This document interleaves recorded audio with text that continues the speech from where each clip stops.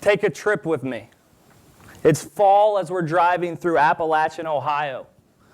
We see picturesque rolling hills with shades of red and orange. Fields of corn on small farms that also raise cows and pigs. The Ohio River meanders down with coal fire plants nestled around every turn. There is beauty, but there is also poverty. Within these hills there are rundown homes, shacks where people reside. The average family income is $23,000. Pulling into the local high school, it looks like any other. But going inside, we start to notice the inadequacies. The building is run down, and a student approaches us. "Hi, my name is Brooke. I'm a senior here. Can I help you?" She says to us in her country twang, "I'm interested in learning about high school kids here, and could you tell me something about yourself? Do you work? Are you involved in school?" "Yes, sir," she says. "I work before school from 4:30 to 6:30 as a lifeguard at the YMCA in the neighboring town. I drive from there to attend class here from 7:30 to 2:30. I'm on the honor roll, sir. I'm even the student body vice president," she says proudly. "After school, I participate in sports, and then I go back to work again from 6:30 to 10:30 p.m.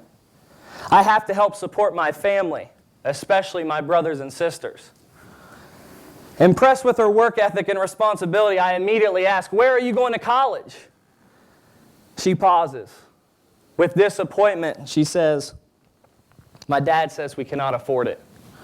My only option is to go to community college nearby." For students like Brooke across the region, the lack of access and opportunity is the norm, not the exception. Only 13.2% of Appalachian youth go on to attend a four-year institution. That means today, just enough seats in the first row and some in the second would get to go to college. Even scarier, the average educational level of an Appalachian, Ohio family is 8th grade. I don't know if my accent betrayed me. This is where I'm from. I went to the same high school where we met Brooke. I remember growing up that the resources were definitely scarce. And chemistry class was full of labs with no actual labs. Instead of performing the experiment, we would just talk about it and why we would do it. But we never actually did it because we didn't have the resources or the money to do it. Only 9 students from my high school class went on to attend a four-year institution. The majority went off to the military or even into the workforce. Getting accepted to this wonderful university and seeing minority scholarship on my FAFSA was a big surprise.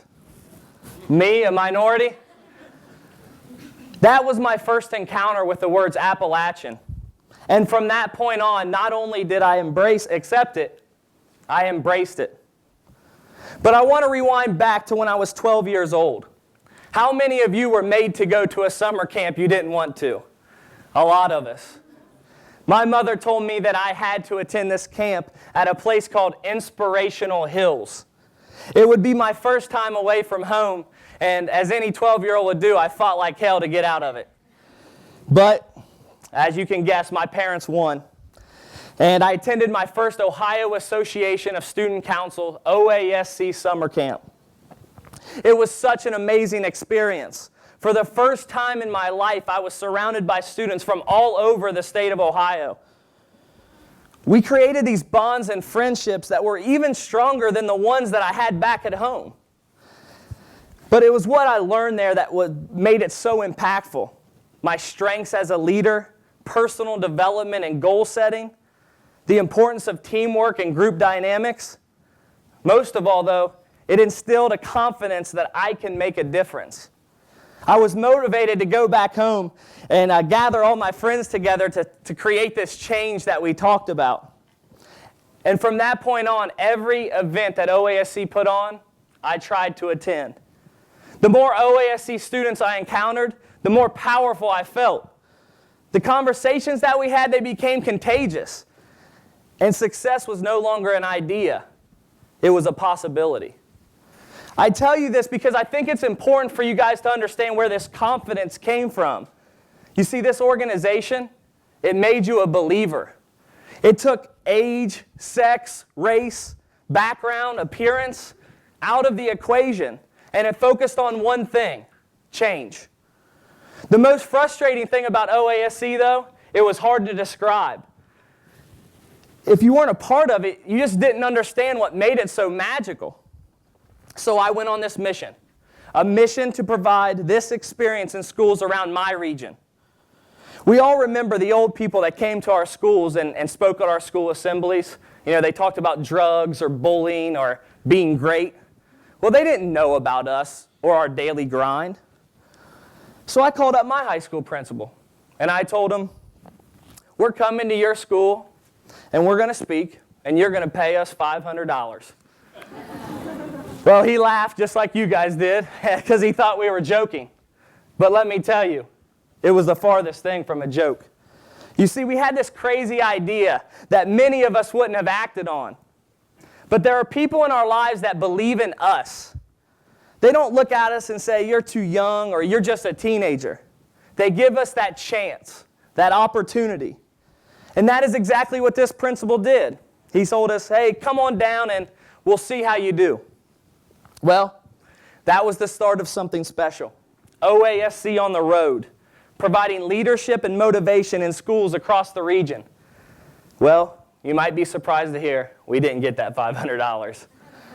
Instead, he called 3 other schools to hire us.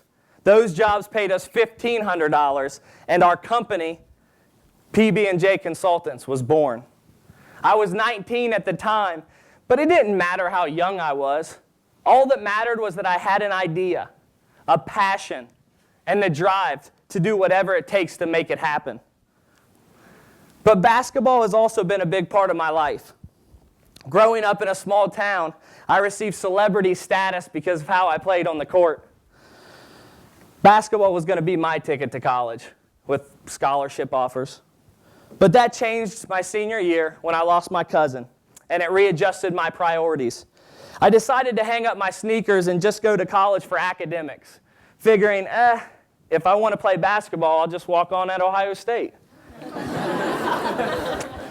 Well, that day came, and I found out I was good, but I wasn't Big Ten good.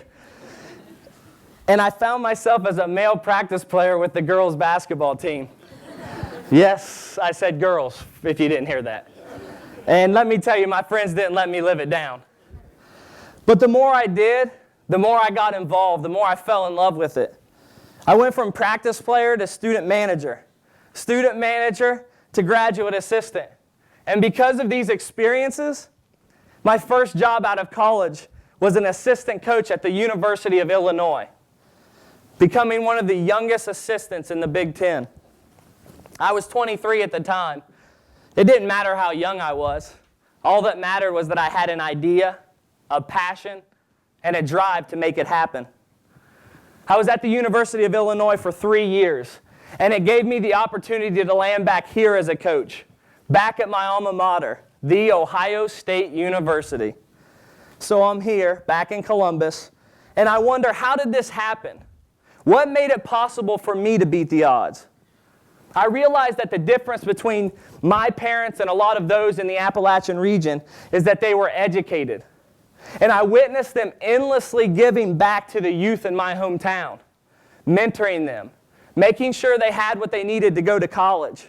I even remember my mom, crazy as she is, call up a college president to help get a student admitted. They instilled in me this pay-it-forward mentality.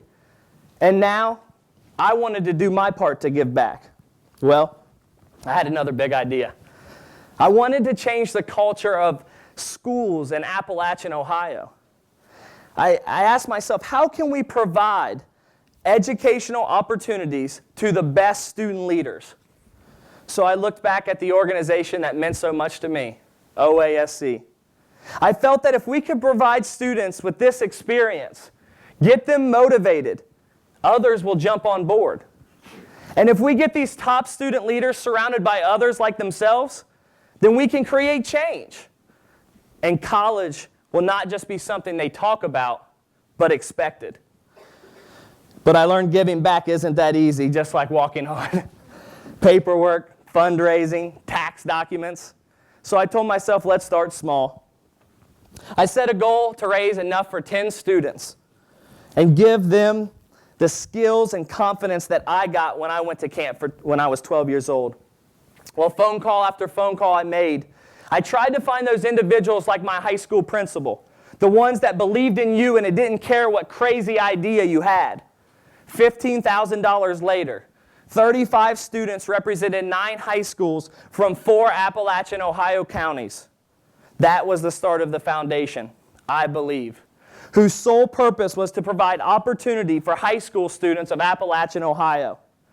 But the camp impacted more than those 35 students. I started to receive letters, phone calls, even Facebook messages from not only the kids, but from their parents, teachers, and their principals. They described OASC and iBELIEVE as life-changing. One kid said, "Before iBELIEVE and OASC came into my life, I felt like I was lost and I didn't have a purpose. But now, I'm motivated and can accomplish anything I set my mind to." When I started the foundation, I was 27 at the time. It didn't matter how young I was. All that mattered was that I had an idea, a passion, and the drive to make it happen. I'm happy to tell you that this summer, iBELIEVE will send over 100 students from Appalachian, Ohio to OASC camp. The 35 students that participated last year will experience their second OASC event. And even more exciting news is that iBELIEVE will make its way into its second state, West Virginia, a state in which we know is in desperate need of some inspiration.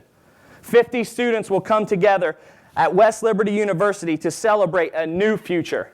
But the most exciting news is that all 5 of the iBELIEVE seniors will graduate and attend a 4-year institution, even Brooke, who will be studying pre-law at Ohio University and will make her father more than proud because she will be the first generation of college students in the Kimball family.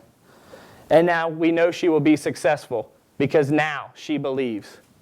If there's one thing that you take away from this short talk today, let it be, it doesn't matter how young you are.